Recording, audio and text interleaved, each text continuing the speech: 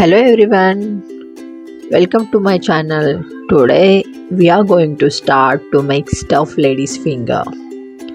When you start to make, you have to take all lady's finger, some material like some ingredients we wanted here like coriander, green chili and all. You can see I have taken here a pot, tamarind and some groundnuts I have added. Let's add in that coriander, green chili and garlic, salt, red chili and make a paste of all and fill all the paste in these lady's finger. After filling those stuffs, you have to put the pan on gas and add there oil. But let me tell you first, if you are not subscribed it my channel, so please subscribe it. Let's start make. I have added here some oil and cumin seeds and a garlic, and after that I have put it all stuff lady's finger on a pan, and after some time you can change the sides.